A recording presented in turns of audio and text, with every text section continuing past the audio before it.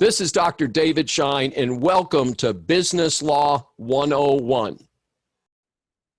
Now, we're here at the University of St. Thomas, and what's interesting about this is that we have a religious connection, a Catholic connection from the virtue ethics of the Greeks to the present time. And what's hard for some people to realize is that during the Roman Empire, of course, the Romans took over the Greeks in the early going in their 400-year domination of the European and Mediterranean areas. And they replaced what the Greeks did with what they wanted, the Romans. And so a lot of the stuff was not exactly front page news. Like they went in and knocked down the statues of the Greek gods and put Roman gods up instead and stuff like that, because they were had polygamous polydeities, more than one deity. And so in any event, one of the real smart people out there was St. Augustine in the 4th century. And he went back and found a lot of the Greek theology and the Greek ethical writings and things like virtue ethics and applied them in the 4th century. So this is this is right after the Roman Empire falls, if you're tracking your history, which the Roman Empire fell about the 3rd century. So in any event, he's out there putting the pieces together, discovers this, and starts putting it in an organized pattern of writing. And this is a very important connection.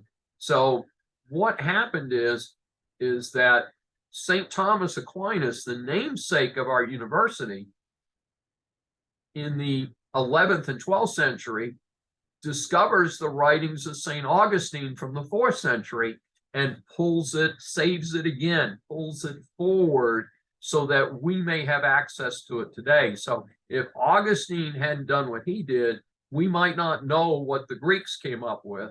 And if St. Thomas had not done what he did and gone back to St. Augustine, we still might not have it available to us today. What we know about virtue ethics today came through St. Augustine to St. Thomas to the present. So it's a real interesting history that actually ties in with the namesake of our university. But in any event, one of the kind of interesting things that comes around, we know this from St. Thomas writing about what St. Augustine believed. The businessman who is eager for profit blasphemes at his losses, and he lies and swears falsely over the price of his goods. These, however, are the vices of the businessman himself, not of business in general, which can be conducted without these vices. Now, where this is going actually was there was a debate in the church about whether it was ethical to do business at all. Would everybody have to sell things at exactly their cost? Nobody could make a profit. Would that be something that would be contra-ethical? Well, the answer is, and we kind of sorted it out, and maybe because we wanted to say, well, if you don't make a little bit of margin,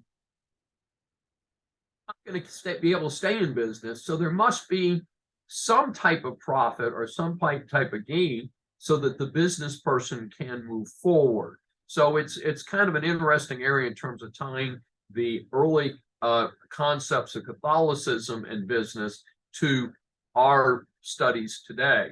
And so it's kind of an interesting area. This is Dr. David D. Schein for Business Law 101. If you've enjoyed this episode, please subscribe on your favorite platform.